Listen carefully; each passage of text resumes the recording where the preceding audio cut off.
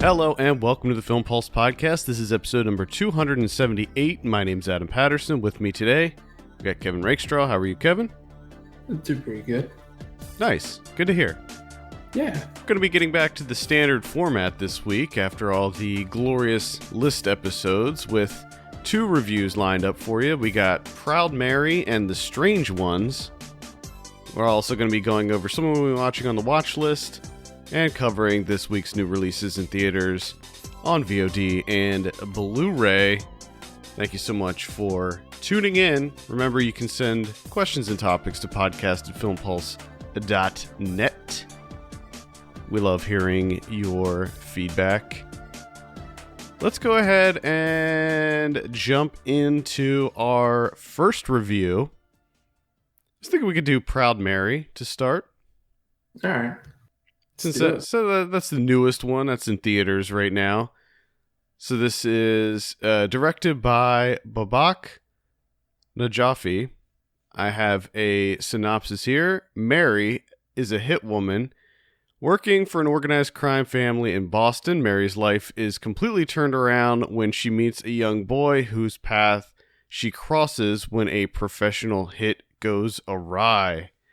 This stars Taraji P. Henson as the aforementioned Proud Mary. I think I'll start this one off. Go for it.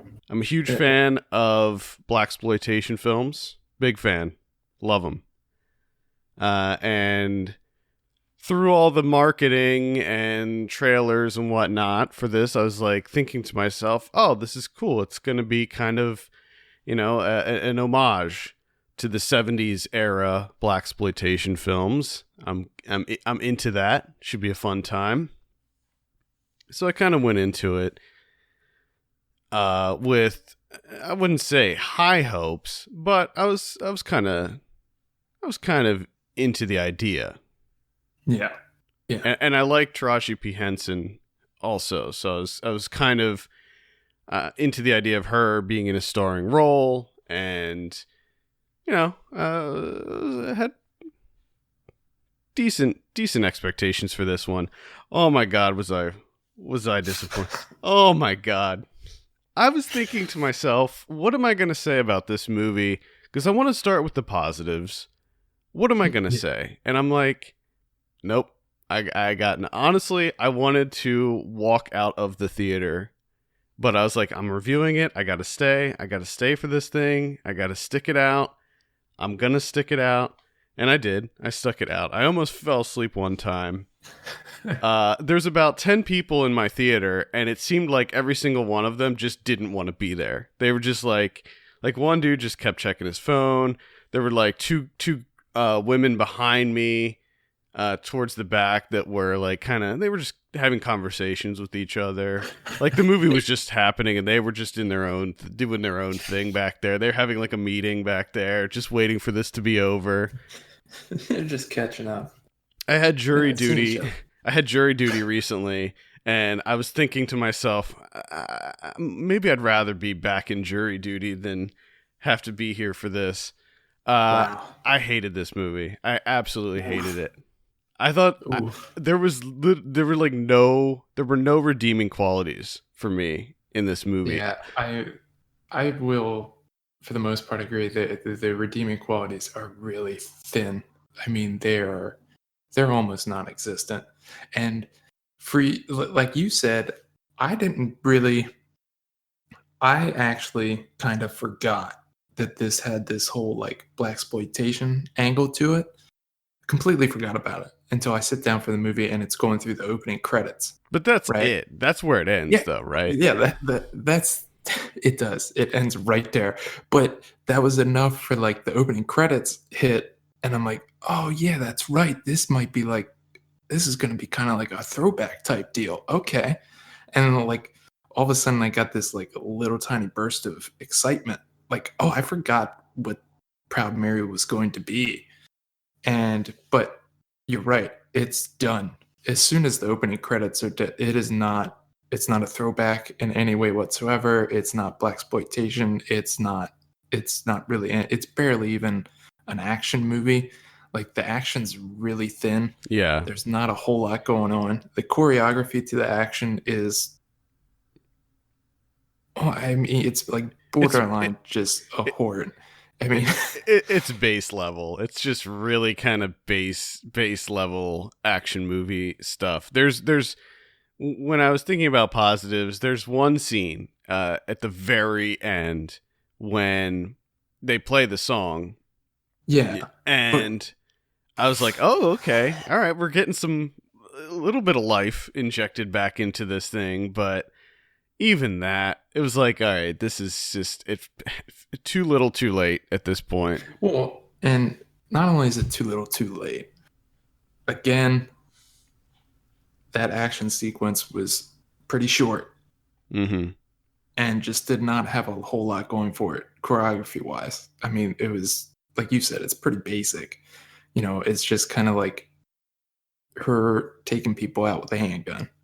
There's barely any hand to hand stuff. I mean, there's just, and that she's driving the Maserati and that song kicks on. You're like, okay, here we go. This is all right. If we're building up to like one like spectacular set piece, like that will at least redeem Yeah, this movie somewhat. Like yeah, this is it, okay? You know it because the Proud Mary song comes on, and you're like, okay, this is what they're building towards this entire time. mm-hmm. Like they can get some back, they can get some goodwill back, but and then it's like over, and you're just like that.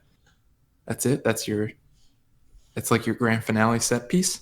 Yep, and that was it. That was all she wrote. It was everything was so poorly executed. The music was absolutely dreadful. Like the such Mm-hmm. basic, generic, boring music beats. I mean, this it was just such a horrible score. The editing, what were they thinking? Some of the worst editing I've seen in quite a while. I thought that the editing was absolutely atrocious. Like some of the shots and cuts, I was just like, what is happening here in this movie? What is going on here? And then Yeah, like you it's have like Danny Glover is the bad guy.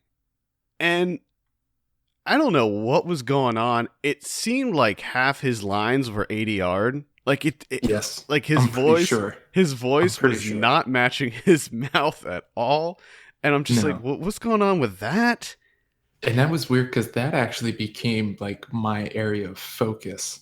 Like anytime Danny Glover would show up, because there was this like one chunk of him delivering lines where you could just outright tell that it is not lining up with his mouth Yeah. at all.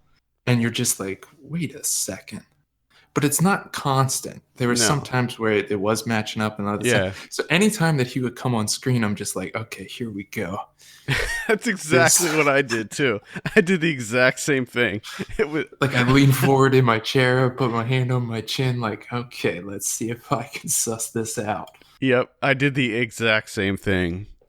It's just, I mean, and it's just such a monumental failure for Taraji P. Henson because Mhm. she is great. She is a great actress.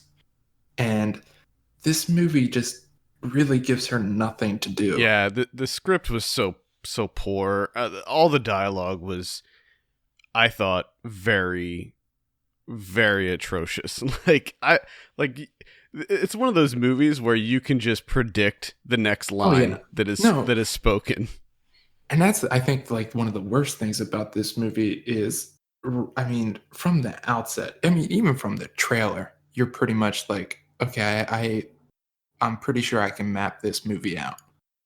You know, I'm pretty sure that I can just map out what's going to happen plot wise. Like it seems fairly predictable. And within like the first couple minutes, you're like, okay, yeah, I think I think that's going to be correct. But you're holding out this hope that like, okay, there's at least going to be some sort of style to all this, or at least Henson's character is going to have like this attitude and this swagger to her that's just going to like kind of compensate for its predictableness. Right. But that doesn't happen. You don't get any of that. Yeah, I think you can have a predictable movie. There's, I love horror movies, and a lot of horror movies are predictable and they follow the same beats. I don't think there's anything inherently wrong with having a No. movie that follows a path that is well known. But the thing is, you got to do it with some style. You got to make it interesting. You got to bring something to the table. And this movie is just by the numbers, utterly forgettable in every way. Like every aspect of this movie is done so poorly that it brings nothing to the table, and you're just like, oh my god. And it's so boring too. Like, you go into it thinking, well, maybe at least there'll be some fun, stylish action scenes, and this Mary character, she's kind of a badass, and Taraji P. Henson is a badass, and it's like, so maybe she'll have some, funny one-liners or something, or she'll do some really cool shit. But none of that happens. It's just this really boring story about her taking care of this kid. And it's just like, Well, what? that's the weird thing too, is that you set this up as like, the marketing for this film is, Taraji P. Henson is this badass assassin, professional hit woman, and you're like, okay, yeah, she can totally pull that off. But then you get into the movie and it's like, no, we were just kidding. She actually wants to be a mom. And you're like, what? This is about her just wanting to get out of it and be a mom? Yep. Like, that is not how you market this movie at all. Yeah, there's so little action. I mean, really, the bulk of the movie is her just taking care of this kid. And you're just like, Yeah, come on. And the kid's a little shit too. And it's like, I don't care about this kid. Well, and the thing that sucks too is you don't, you have this dearth of action, which is bad enough already because that's how you fucking marketed the thing. So you have that, and then you have these like little, because most of it is her like taking care of this kid, right? And then there's like these little moments of them just kind of like hanging out and just kind of being breezy and carefree and like joking around. And you're like, okay, they have good chemistry and they're kind of funny together. But like, they don't even do that often. It's more so of like just them arguing of like, don't touch my stuff. And But then he touches the stuff and she's like, I told you not to touch my stuff. But it's like, like, it's just, he doesn't listen. like, there's certain scenes that are played for, I guess, comedic effect, but they're not funny at all. And then some scenes are just so overly sentimental, like the hot dog scene, and it's like, why are we spending so much time with them getting hot dogs? I don't care, just get whatever you want on the hot dog. Let's keep moving. Like, what's the big deal? Come on, he wants ketchup, just let him get ketchup on it. Don't give him shit about it. Well, the other thing that, I mean, this was something that kind of had me super excited going in, was the runtime. I was like, okay, couple that with the fact that it looks like it's going to be predictable, right? And you're thinking, okay, it's going to have this style to it. And then you see the runtime of an hour and 29 minutes, and you're thinking, okay, great, this is what they're going to do. They know that it's predictable and it's formulaic, and they're going to follow this well-worn path, but it's going to be high style, going to have Taraji P. Henson be a badass. She's going to have this swagger to her, and then we're just going to get in and get out. And in the beginning, you're kind of thinking that that's what they're doing, because they kind of just jump straight into it with the hit goes wrong. And then immediately, like, she comes across the kid and like all hell breaks loose. And you're like, okay, they're just going to get straight into it and just, let's do this. We're not going to dick around. But then with an hour and 29-minute runtime, they still find time to dick around. And it doesn't feel like an hour and 29 minutes. It feels much longer. Yeah, it really, like I said, I almost fell asleep at one point because it really drags there in the second act. It's just like nothing's going on, and it's like, oh, they're trying to figure out who murdered this guy, who killed this guy, and it's like, I don't care. I don't know who this guy is. I don't know what his connection is to any of these people. And then they're like talking about this what's his name, Walter, and He's in the they're movie like for like 2 seconds. they're like, Walter, let's Walter probably did it. He had a grudge and all this stuff, and Walter was played by Neil McDonough, who I like him, but it was like, who's Walter? Like in the last scene, this Walter guy, I didn't know that they were one and the same, because they never established that Neil McDonough was Walter, and I'm like, well, who is he? Is he affiliated with Danny Glover's family? Is he on his own? Like, what is his association here? Why do we care? And they made it such a big deal about this fucking Walter guy and Taraji P. Henson pinning the murder on him. And it was like, oh my God, why? What? Which is odd, because then he does, like, he pops out because he's going on his jog, right? And you're like, oh, okay, that's Walter? Like, yeah, I didn't know. Yeah, I didn't know that they were one and the same.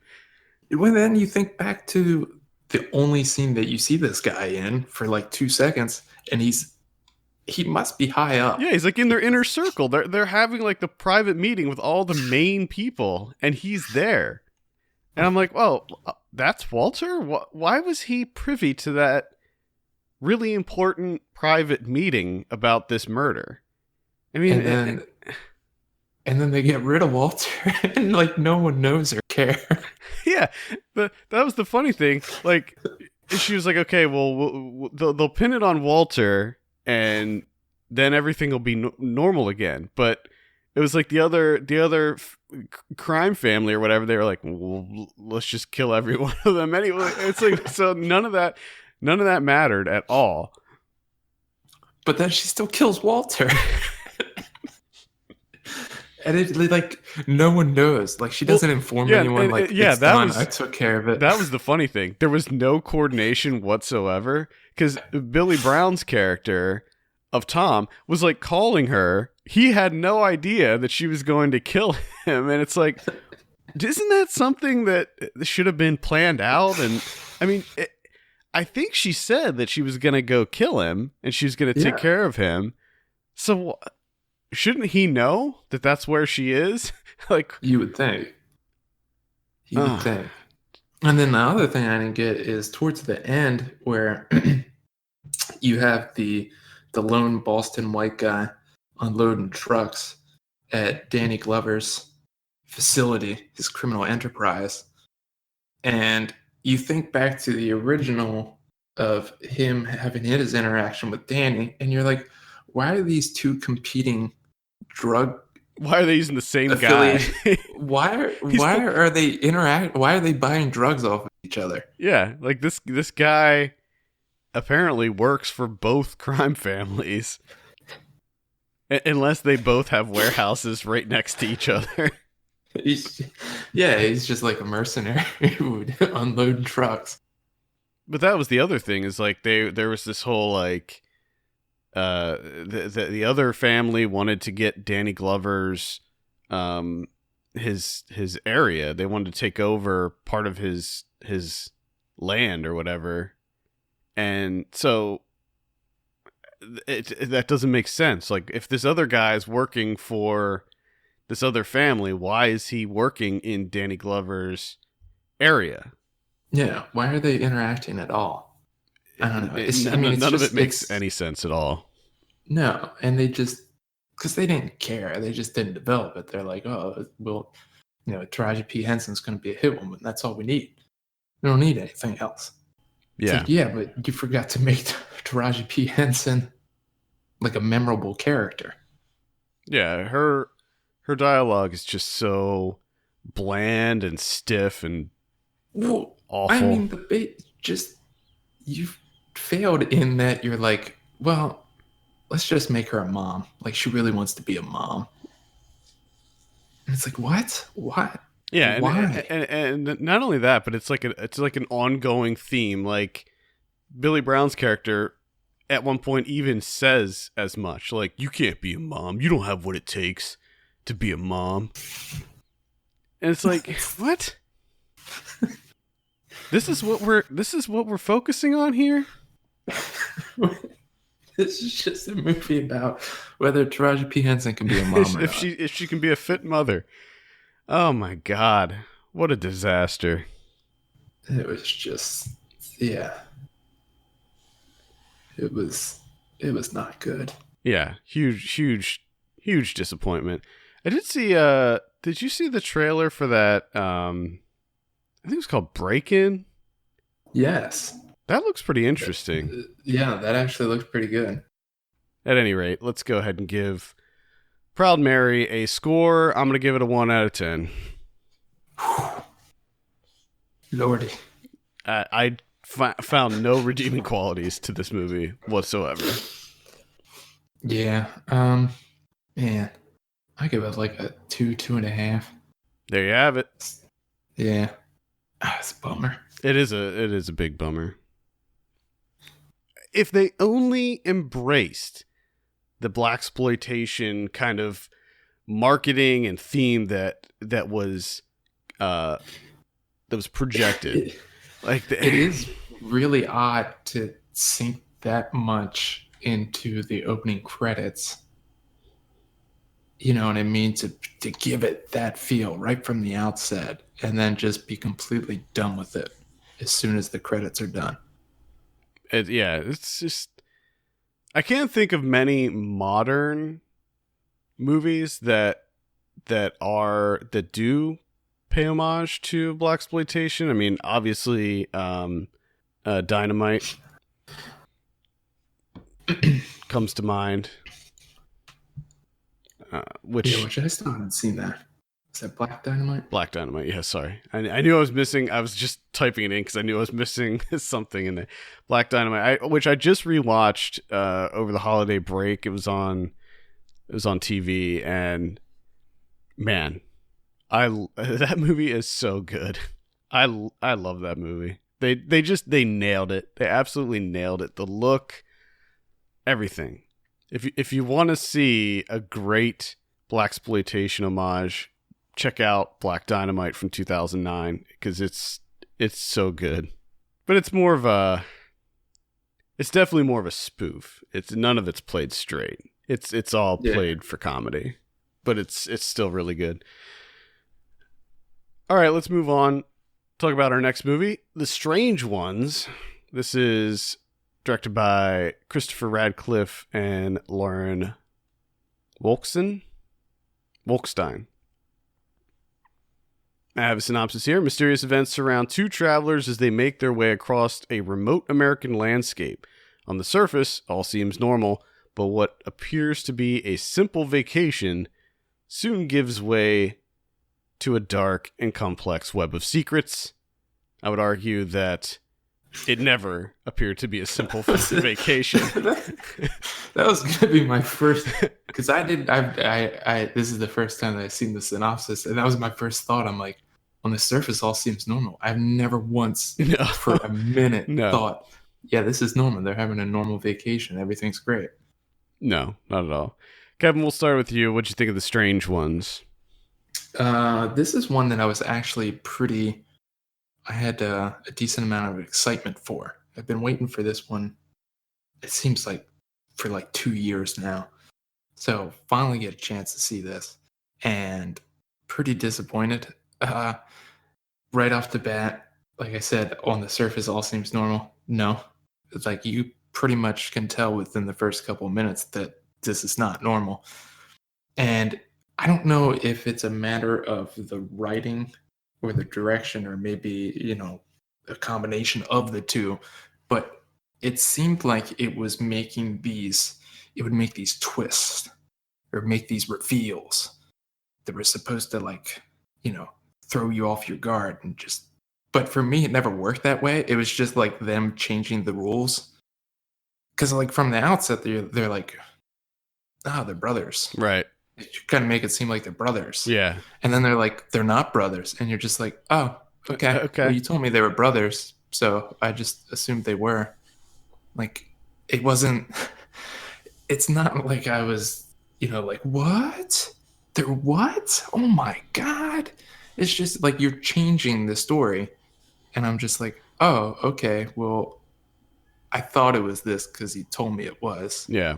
So it's not. Okay, I get it. So now this is the parameters of the story. And then they change again. You're just like, oh, okay. So you changed. Okay. So this is the parameters now. Like it never, I never saw it as this like twisty, revealing narrative. No, nor did I. It's established fairly early on that this is just lies on top of lies. So at that point, once I realized that we're just being lied to constantly, it took sort of the Yeah. shock of any twist that occurred, because I'm like, oh well, I don't know if that's correct or not. I'm not shocked at this revelation because I don't even know if that's the truth. So it really had no effect on me. Yeah.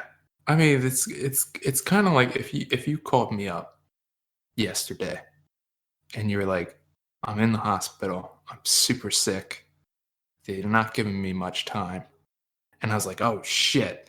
I like packed up my stuff. I bought a train ticket. I go to New York and I come see it. And I'm like, what the fuck? And you just like call me up and you're like, no, I'm not really sick. Haha, got you. And it's like, I reacted the right way because I was under the impression that you were sick and dying. Like, it's not like this funny thing. It's not like you got me. I'm acting as I should. Right. I'm going off of what you're giving me. Why should I not believe you? Right. And they just keep doing that over and over and again. It's like, okay, so do I figure out what your story is, and then like none of this is working for me. figure out what the story is and then come back to us and just Yeah, it's like, and it's just like they do like the flashbacks, right? Which gives you like a little piece each time, gives you a little more context, and you're just like, well, I'm gonna sit here and believe absolutely nothing until you get to the end, which I have a sneaking suspicion that you'll just give me all the info there, and then I'll have the straight answer. And of course, that's what they do, bit by bit. And it's like, okay, well, there's obviously more to the story. I'll just wait. So essentially, you're just waiting till the end to figure out for them to give you all the info. You're like, oh, okay, yeah. But even that journey up until the end is not really that memorable. no, it's not.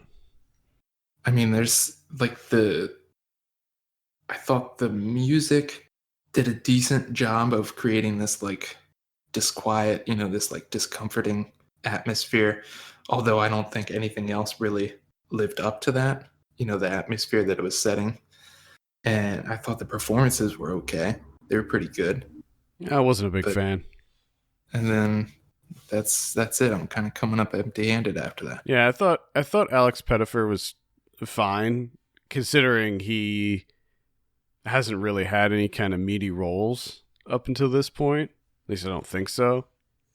But the James Friedson Jackson, a lot of people are praising his performance. I didn't think it was that good.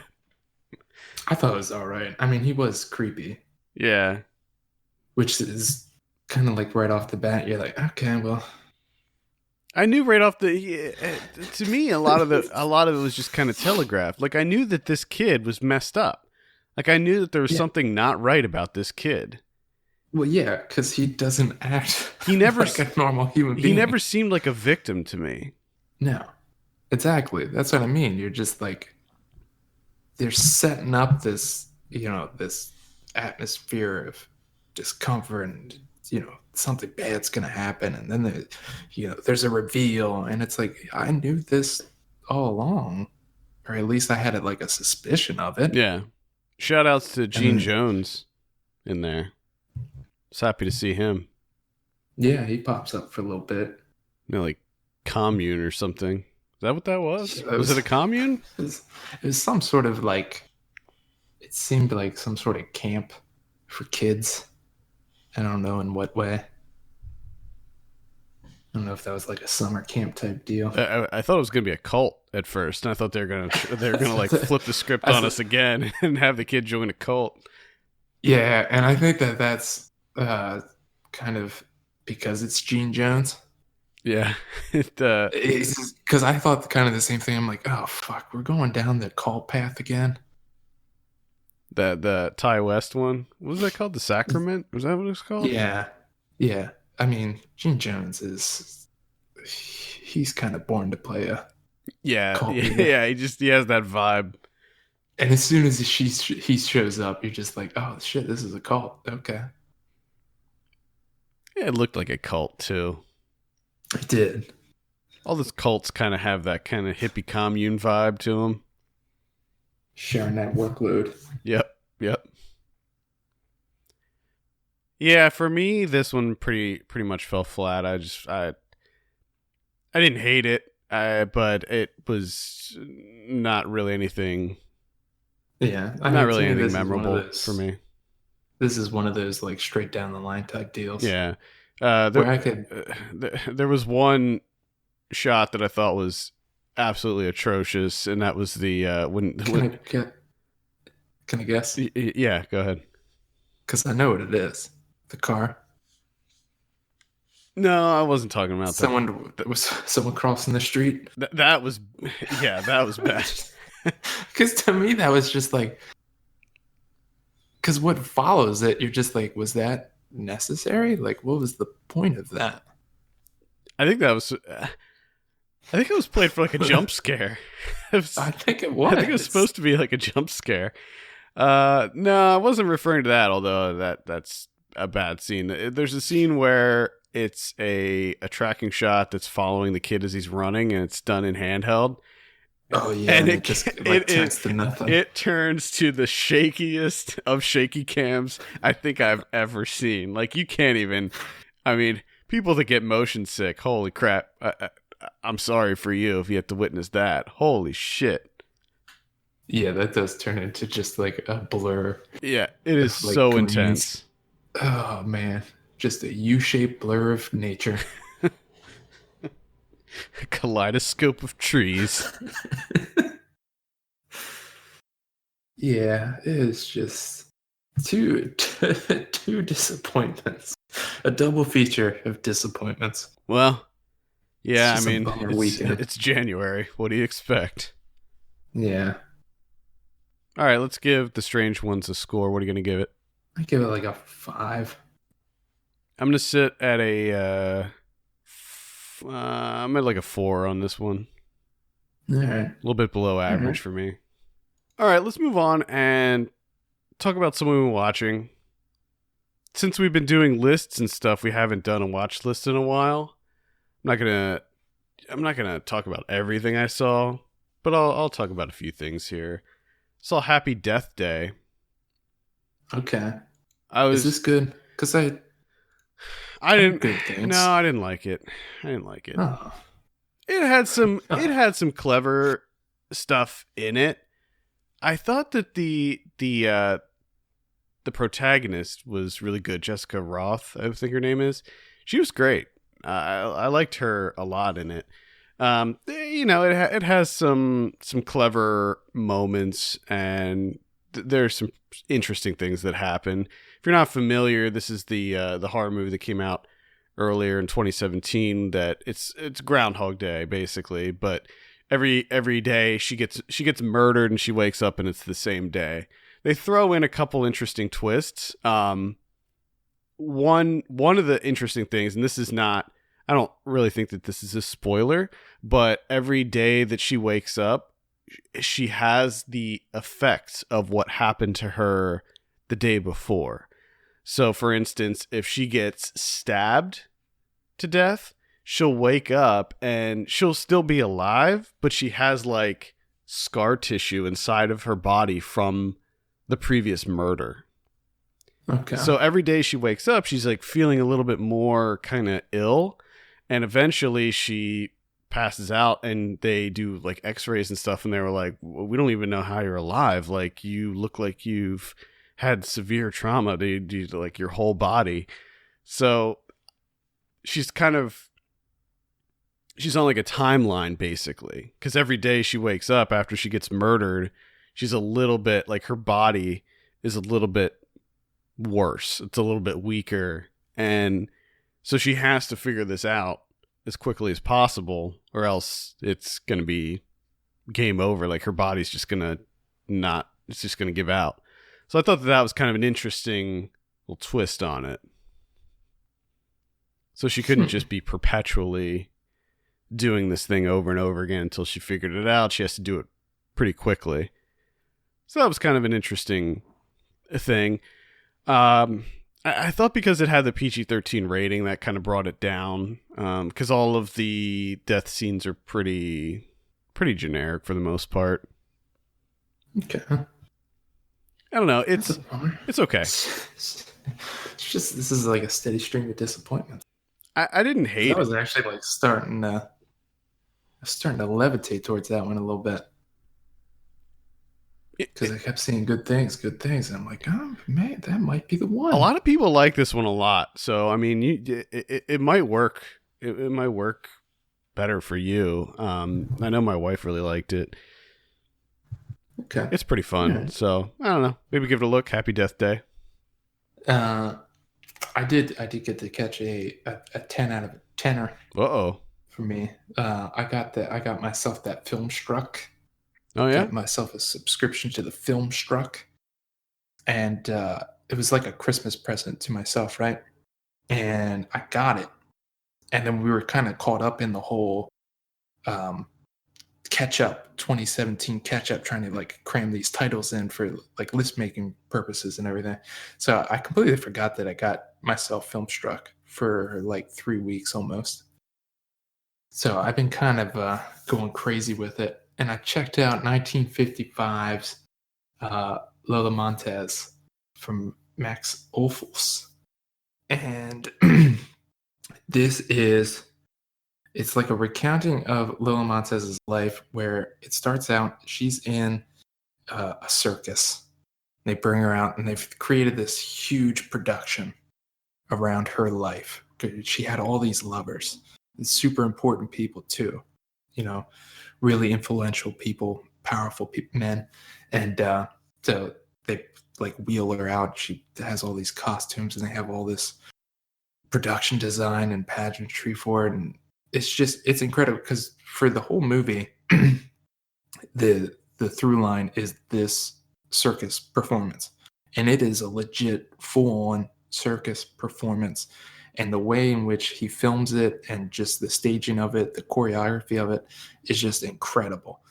And as it's happening, they interact with the audience and stuff. So when something comes up, they'll do this, dissolve and just as a flashback, go back into her life and you get to see. So during the circus performance of it, it has this like obsession with celebrity and just how people are so fixated and want to know everything. They just want to know all the nasty details of her scandalous life and all this stuff. And when you go in the flashback, you see that it's not that at all. Like, okay, yes, for that time frame, people saw it as a scandal and everything, but she fell in love with people. She had relationships with them, and then they ended. And then she moved on to someone else. Like, it wasn't that big of a deal. But here, in the present, in the circus performance, you see this, just how everyone is so fucking obsessed with it. And just like the color and the staging of it and everything, it is unbelievable. This is one of those things that as I'm seeing it, on my shitty little computer, streaming it off of Filmstruck, I'm like, man, I have to at some point see this movie in the theater. Like, this is a theater movie. It is just incredible. I'll keep an eye out for a repertory screening of it here. I mean, it's so extravagant, which you don't get to, use that often nowadays. Extravagant. What about movie. the greatest showman or whatever that movie's called? I haven't seen it. If it is, I will, I won't hesitate to throw out the word extravagant. If it is, if I find it to be, but I'm also never going to see it. Nor am I. Nor am I, sir. All right. I saw the Road movie. This is directed by Dmitry Kalishnikov. Okay. All right. This is if you haven't heard about this, it's a It's a documentary that is comprised completely of Russian dash cam videos.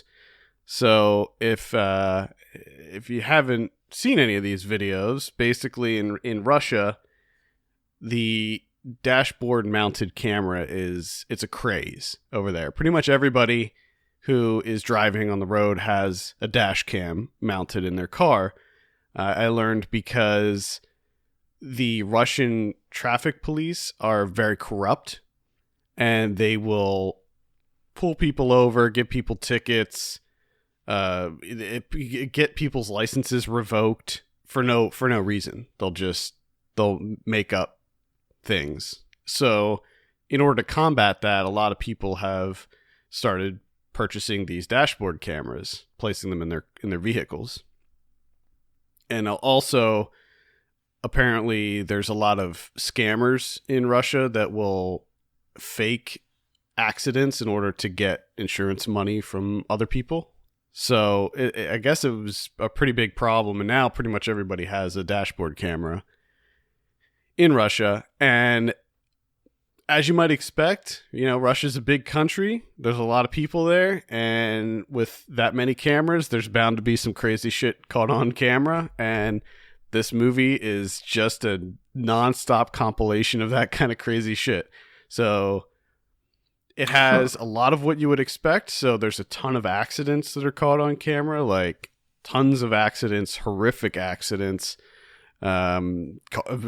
trucks blowing up and really, really crazy stuff. But then there's sprinkled in with these like accident montages, there's some really, really bizarre occurrences, and it's those kind of bizarre occurrences that make this movie worth checking out. Like there's one where they catch a comet in the sky. I guess it's a meteor if it's crashing to Earth, right?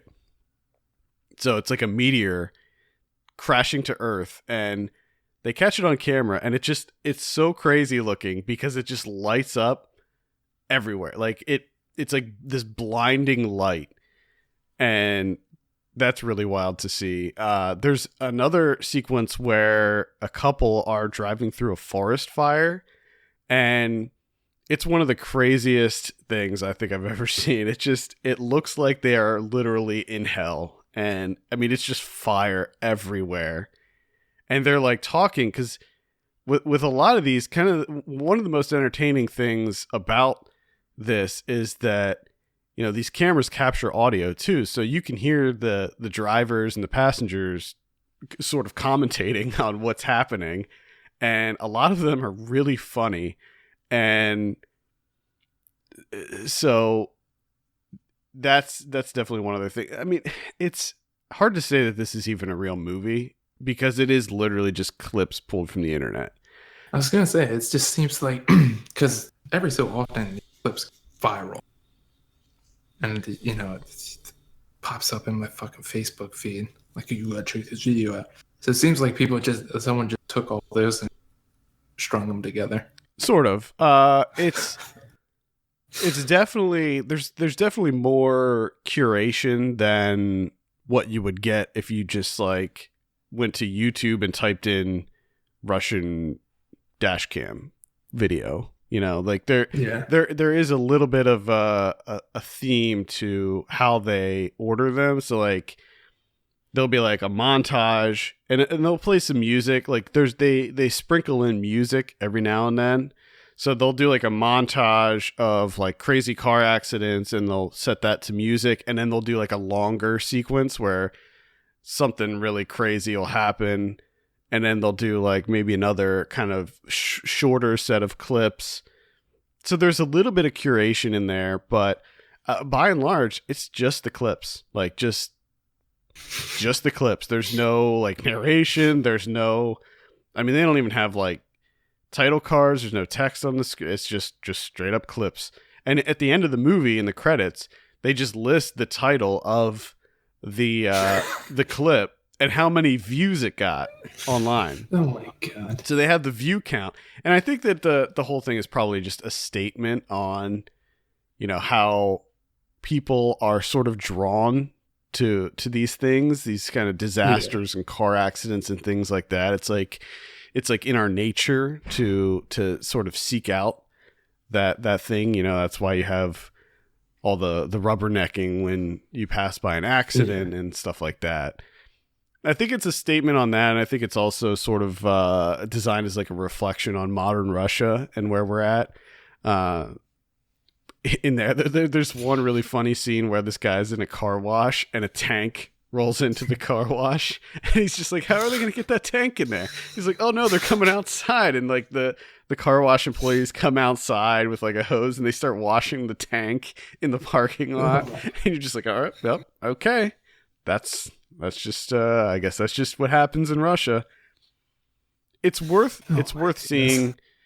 It's definitely one of these kind of shock value movies. It's worth seeing just for some of the truly shocking moments that are in it. And I will say, like, I was a little bit worried going into it. I was excited to see it, but I was concerned that there was going to be like some really kind of horrific things. I didn't want to see people die. Like, I don't want to see that. I don't want to see dead bodies. I don't want to see stuff like that. And I will say that you don't see any of that in this. Like, there's no, I mean, some of the accidents that you see, you think like there's no way that person is walking away from that, but it's not like you don't see corpses or anything like that. So that's good to know. Corpse free. Yes, it is a corpse free movie. It's more than anything, you just see some really wild stuff. I mean, you see some people get into fights and stuff. There's also one scene that involves a police shootout, but it's like in the middle of a traffic jam. And that one is particularly crazy. But it's worth checking out. I have a review up on the site now for that. It comes out on Friday, so it's called The Road Movie. All right. I watched Gattaca. 1997. Okay. My first question is, why did you watch Gattaca? So recently my wife got huge into sci-fi. She's just binging sci-fi right now. So she was like, let's check out Gattaca. And I'm like, well, I haven't seen Gattaca. I'll check it out. I'll watch some Gattaca. And so I did that. I watched it. And I did not like it at all. Big surprise. I could have told you that before going into it. It's so dreary and lifeless, and like it has this interesting premise. Like the base of it is interesting, but what they decide to do with it is like the least interesting take that you could have on this premise whatsoever. And they're like, yeah, let's make a movie out of that, and we'll have Ethan Hawke and Uma Thurman play people with no personalities.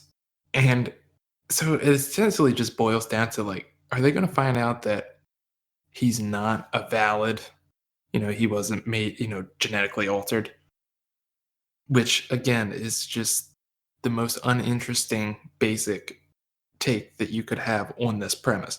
I mean, you have right there sitting is to me, a far more interesting aspect of the story is Jude Law's character, that his life is over somehow because he's in a wheelchair. Like, he still has all the genetic, he just doesn't have the physical capabilities. Like, he can't run like he used to, and he's not an Olympic swimmer anymore, but he still has the intelligence and everything. Like, in this society, there's no jobs for him to just keep going. Like, I don't understand the whole barred ladder situation where, he essentially just becomes a manufacturer of piss and blood for Ethan Hawke. Yeah. And the whole movie's just that, like, and they throw in this murder mystery, which just comes out of nowhere, and no one even fucking cares about the murder. It's just used as an excuse to, like, are they going to find Ethan Hawke out or not? And there's really no tension there either, because you're like, well, maybe they do, maybe they don't. And they just keep making mistakes after mistakes because they're like, let's pull everyone in and draw blood. And it's like, you guys have established that you have this amazing technology that you can just take someone's hair right there on the spot with the machine within like 5 seconds, get everything that you need to know about them. Why are you going to draw blood? Just pick a piece of hair off their head. You could be done in record time. But no, they don't do that because, of course, he can't. There's no. So obviously they can't do it. I think you're taking too deep of a dive into the logic behind Gattaca. Well, what I love about Gattaca the most, though, is that his brother shows up at the end for whatever reason. Just turns out to be the one cop, and you're just like, oh shit, the brothers. And they throughout this, they've have this game of like these two brothers swim way out into the ocean, and whoever turns around and swims back is the loser. So Ethan Hawke has lost his entire life, day after day, because his brother is a genetically manufactured being, and he's I forget what they call him, like a god birth or whatever. He's just a regular human being, and he sucks. He has a heart problem. So he loses all the time. Except one time, he beat his brother. And that's when he decided to just run away. And then he gets into everything where he is now. So, of course, they meet up years later, and they're like, let's fucking do it one last time. Game of swim chicken. So they go down to the ocean. They literally just cut to what we're fucking doing. So they start swimming out, and his brother's like, to Ethan Hawke, he's like, how do you do it? How do you do it? And Ethan Hawke's like, I never saved anything for the swim back. And I'm thinking, yes, you fucking did. Like, you have a lifetime of losing. Like, you took L after L for like 20 years. You lost probably like 60, 70 times in a row to obviously save something for the swim back, or died in the ocean. You won one time. You can't say that you didn't save anything for the swim back. It's just, and it all boils down to that. It was like Ethan Hawke just worked really hard. It's just so stupid. Yeah, I remember really hating that movie. Unless you died the first time that you played that game, yes, you did save something for the swim back, obviously.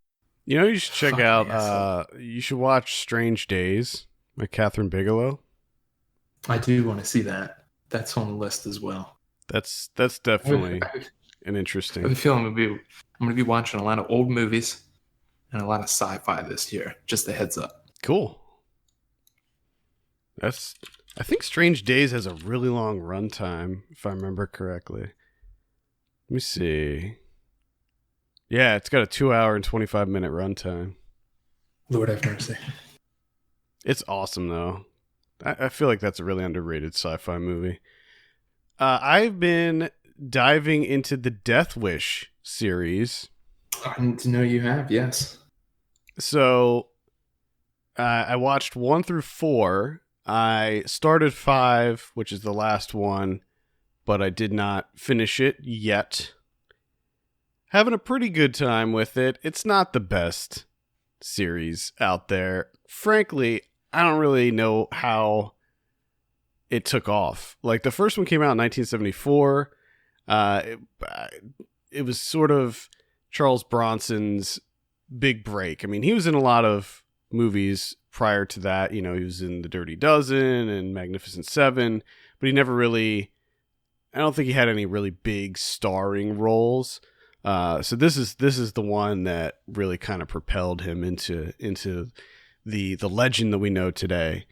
And you know, it's just about a guy. It's your kind of typical revenge story. It's this guy who, he's an architect, and his wife is murdered, and his daughter is raped and has severe psychological trauma that sort of renders her mute and really incapable of doing anything. They actually have to commit her, and he decides that he's tired of the crime. He's tired of the crime in New York City. It's just plagued, and he decides that he's ready to just take these guys out. So he just starts going around killing muggers.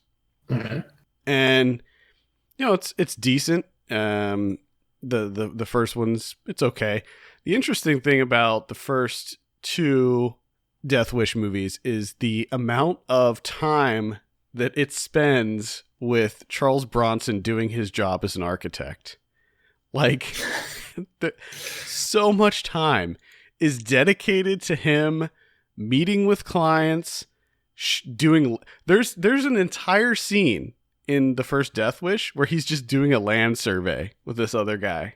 And it's like a whole montage scene of them going around, taking pictures, setting up that tripod thing, just doing a land survey. And then showing people designs and plans, espousing the benefits of using concrete over other materials in their buildings,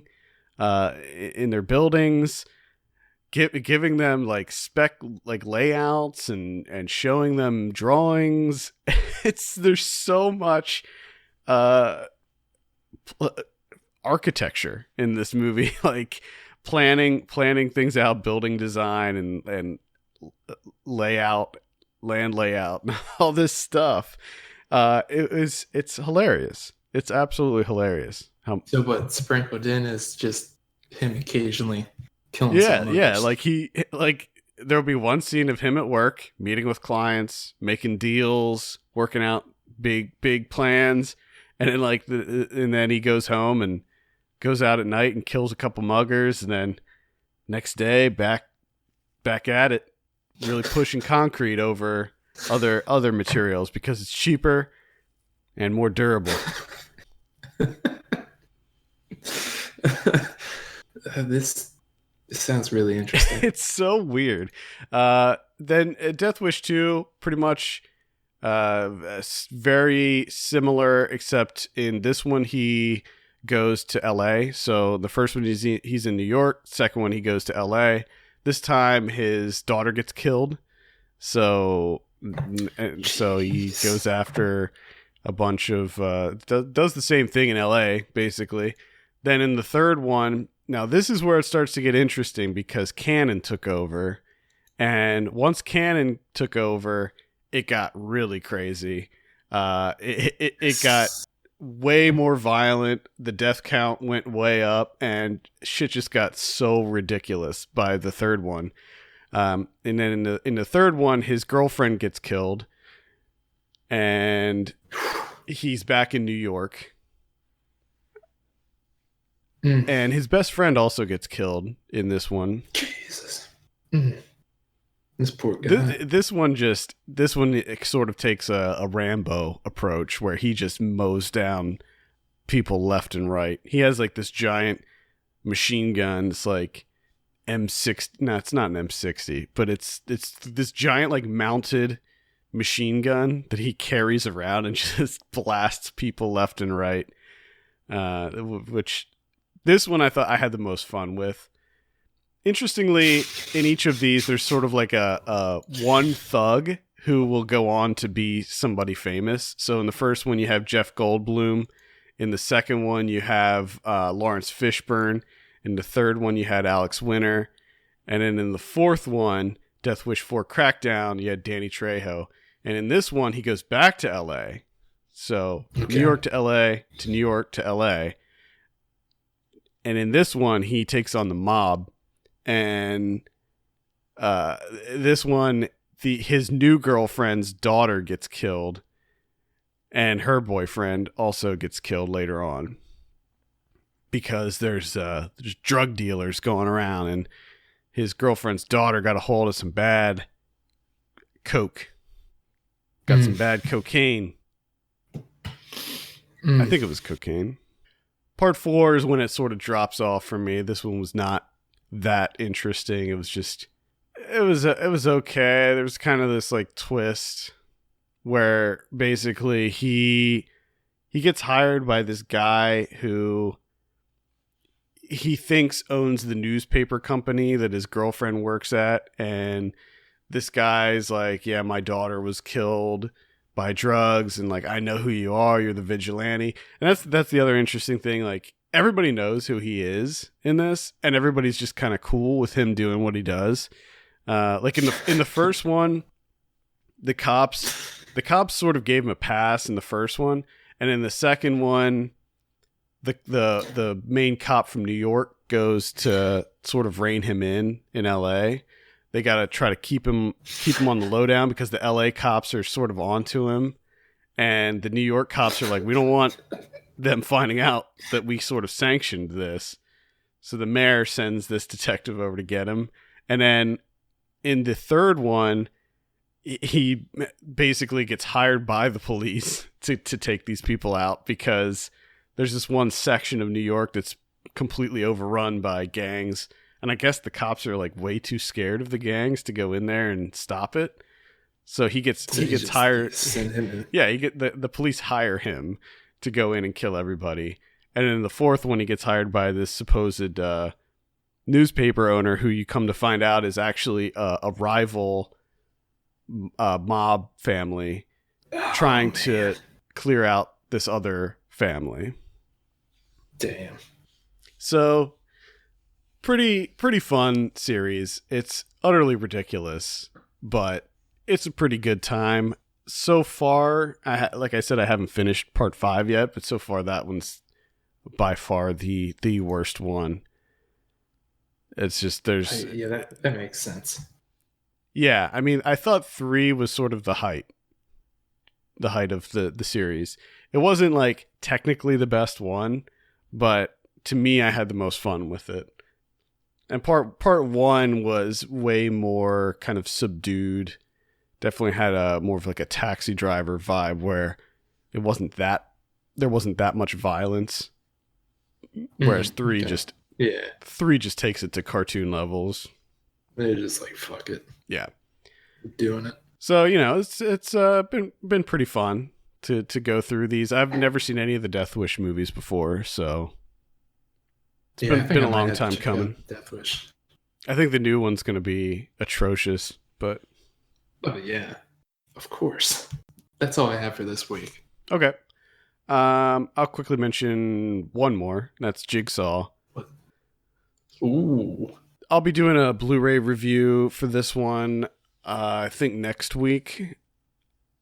I like the Saw series. I don't know if that would be a guilty pleasure or not, but if you watch any of the Saw movies, I think that they're all pretty clever in how they sort of all connect to each other. Just the crazy, convoluted plot that forms with those movies. There's 8 of them total. So when the first Saw movie, I loved. I still love it. I think that it sort of invented a new genre of horror. That's the movie that really kind of spearheaded the whole torture porn movement that we had. Oh yeah, definitely.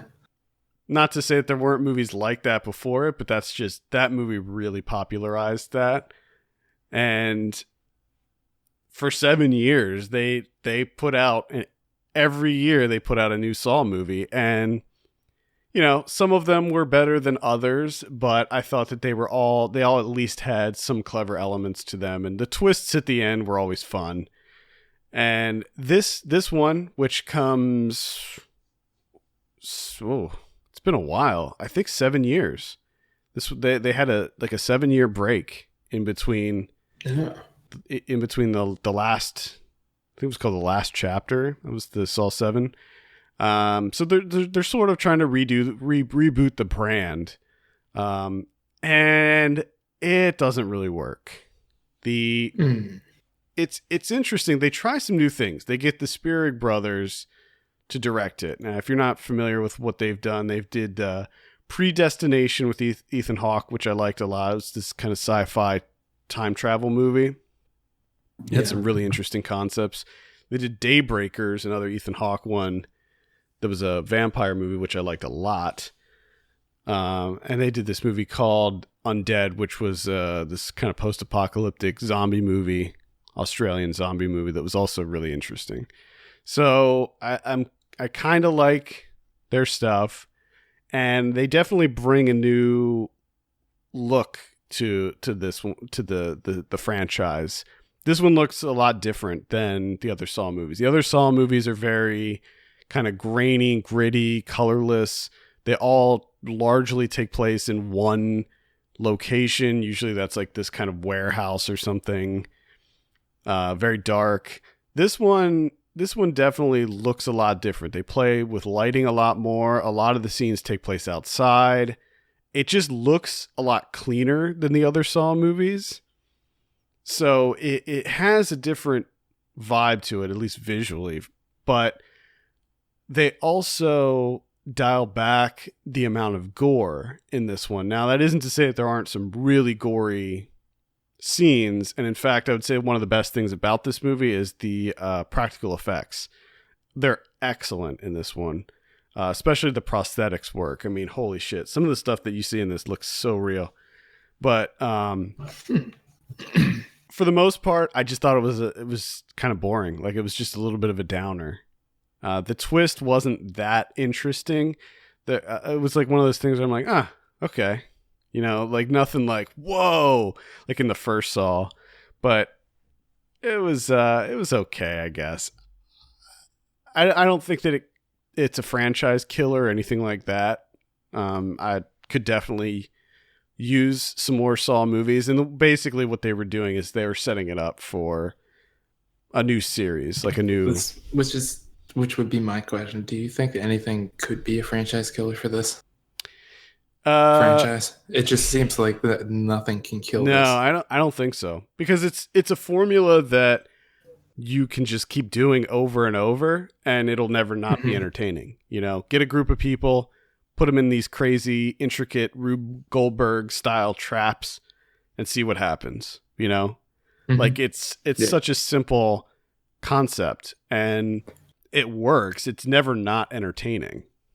So the tricky part is trying to put together a narrative that at least has some semblance of cohesion. I get in. I think I'm gonna get in on jazz when it just goes ape shit. Like maybe like when Saw, like when they move it to space. I think that's when I'll jump in. I think that would kill the franchise. Usually when it goes into space, that's the end of it.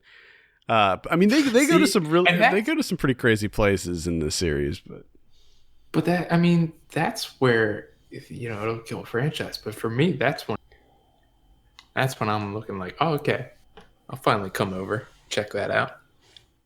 I think you should. Have you seen any of them? I have not. I think you should. I should probably do that. Yeah, I feel like you should at least watch the first one.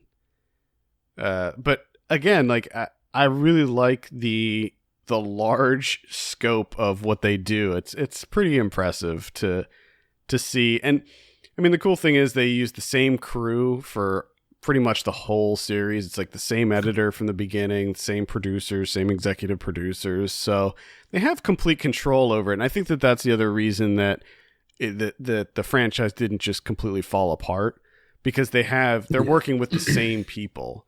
You know, the directors have changed, but by and large, it's been the same, and the writers have changed too, obviously, but by and large, it's a lot of the same creative team behind it. So I think they've been able to keep control over it and have it not be completely just fall apart, like, you know, some horror franchises that we've seen come and go. Yeah. Either way, if you're a fan of the Saw franchise, give it a look. Just don't expect much. Don't expect any kind of like big revitalization in the series or anything. I think that some of the later Saw movies were way better than this one. I think 7. I think I really enjoyed 7. I think I enjoyed the last one. Definitely 3 was good. They're all decent. Anyway, let's move on. Take a look at what we got coming out in theaters this week. Got a couple here. 12 Strong, the declassified true story of the horse soldiers. Yeah.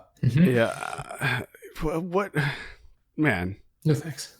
Are you kidding me with that title? 12 Strong. Awful. I, Tonya and Phantom Thread are going wide. What? Yeah, so give them a look if you haven't yet. I actually haven't seen Phantom Thread yet, so Oh man, I need to get on I that. figured with you being in New York, you probably already saw that like 7 times. I did. Yeah, it came out a long time ago. I just haven't had a chance to get out and see it yet. Got Den of Thieves. This looks like a generic action crime movie. Maybe it doesn't look very Sure good. it does. I think 50 Cent is in it. Oh yeah. I think maybe. Am I wrong in that? Am I wrong? Nope, he's in it. 50 Cent, Gerard Butler, and Pablo Schreiber, and O'Shea Jackson Jr. Wow. Okay. A couple generic people in there, a couple good people. I'm not gonna say who qualifies as each of those. Yeah, I think we can figure that one out. Forever My Girl. It's like it's funny. The poster makes this look like a Nicholas Sparks one, but it's not. It's something else. What's the title of this? Forever My Girl. Oh yeah. Oh yeah. Oh that sure does look like Nicholas Sparks right there. We got Mary and the Witch's Flower. This is a Japanese animated film. Got Mom and Dad. This is the one with Nicholas. This actually, I'm into this one. This actually, I am big time into this one. Nicolas Cage and Selma Blair star in this pitch black horror comedy about a worldwide mass hysteria where, for 24 brutal hours, parents turn violently against their own children. This sounds ridiculous. Oh my god! If you're not sure about that one, watch the trailer and just see Nicolas Cage losing his shit, and you will instantly be sold. I can't wait for that one. We have The Leisure Seeker. This is with Helen Mirren and Donald Sutherland. Mm-hmm. That one, not for me. No. We got The Final Year. That's a documentary about the final year of Barack Obama's presidency. Got The Midnight Man. Looks like a horror movie. Got The Road Movie, as I mentioned before. Mama Africa, the music documentary. Let's see what else we have here.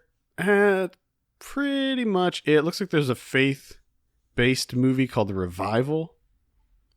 Ooh. Is it faith-based? I don't know. It looks like there's two guys that are about to kiss on the front, so maybe not. Yeah, I don't know. No, it's not. I mean, I guess it takes place in a church situation, but it's definitely not from what I'm reading here. So I was gonna say the quick thing I could do is see if it's playing in my area. If it is playing, then yes, it's a Christian movie. It looks like it's very much not a Christian movie because I think it's about two like church people that fall in love, and they're both men. Ooh. It's gonna shake up the town. What are they gonna do? How are they gonna handle it? How do you explain it to the kids? I don't know. Scary times. This week on VOD. Let's see. We have It Takes From Within. So this is on the 16th. It Takes From Within. What the hell is that? For me, it's showing 2014. The movie from 2014. I don't know if that's true. It's probably just coming out now. Yeah, I think you're... The Devout. Destined. Butcher the Bakers. That's a horror movie. And The Relation Trip. Ooh, The Relation Trip. It's about two friends that rail against relationships, and they go on a road trip together, and guess what happens? They fall in love. That's right. Holy the interesting thing about this one, it sounds really generic and whatever, but if you watch the trailer, things get really strange looking in this movie. There's like puppets and really weird kind of surreal stuff that begins to happen. Okay. So I don't know. That might be worth a look. And then on the 19th, we have The Open House. This is a Netflix movie. It's a horror movie. I'll probably give it a look. Looks like it could be decent. Mom and Dad. Definitely check that out. We got The Final Year. Delirium. It's another horror movie. Dance Baby Dance. And that's it for VOD. Blu-ray this week. We got Blade Runner 2049. I bet that looks awesome on 4K. I'd like to see that in 4K. I would imagine it probably does. Don't have a 4K TV yet, unfortunately. Got Matinee from... I don't know. It's funny, we were just talking about that last... I don't even think we ever got to like 1080p. Like, so far behind. Well, depending on the size of your screen, it actually... The difference between 720 and 1080 only really matters for larger screens. Yeah, which is the reasoning that I didn't go for the 1080p. And back when I bought that TV, I think that was like it was too much to go that big. I didn't need it. It seemed unnecessary. Mm-hmm. It's done its job for 12 years. 12 years. Time for a new TV, my friend.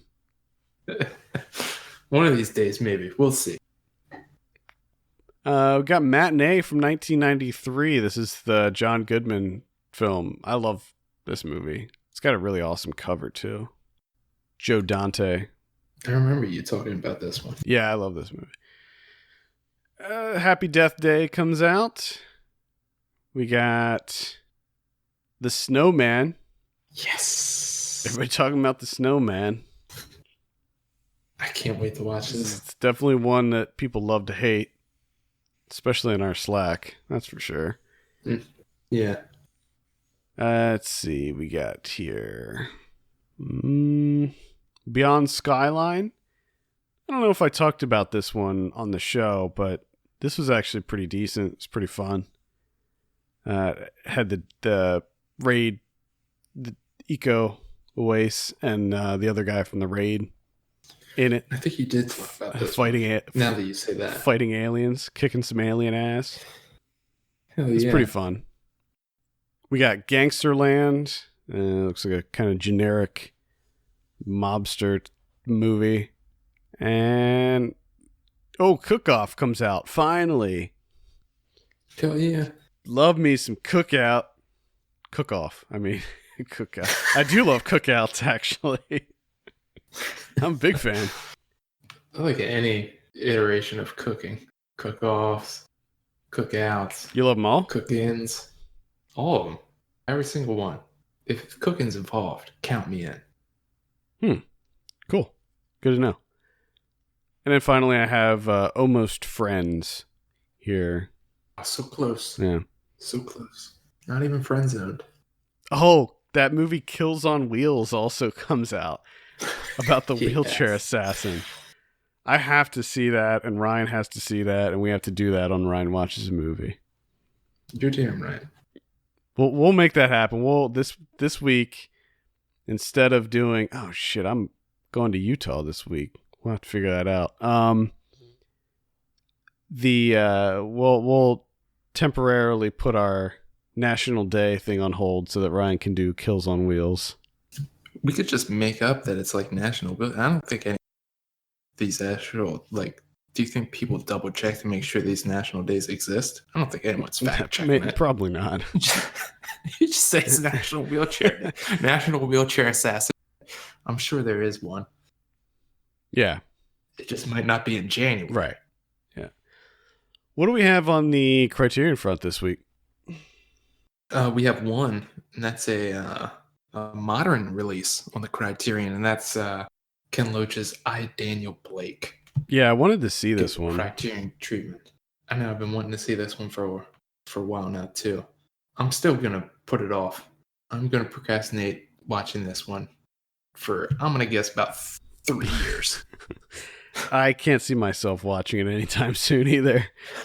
I know. Let's just be honest. I want to see it, but I just looking at it and I'm reading about it.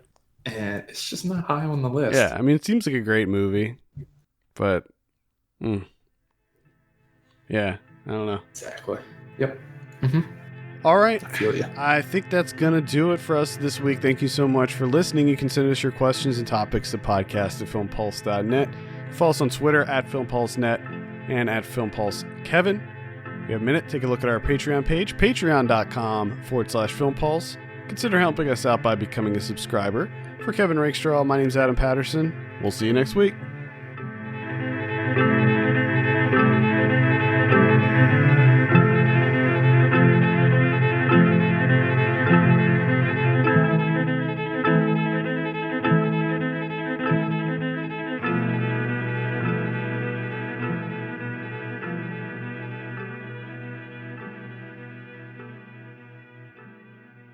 Agatha Christie one with... Oh, come on, what the fuck?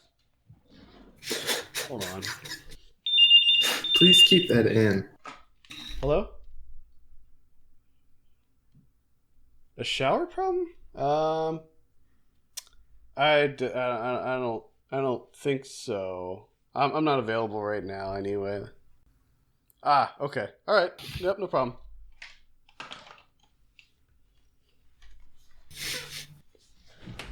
All right. Please keep that in. Because just like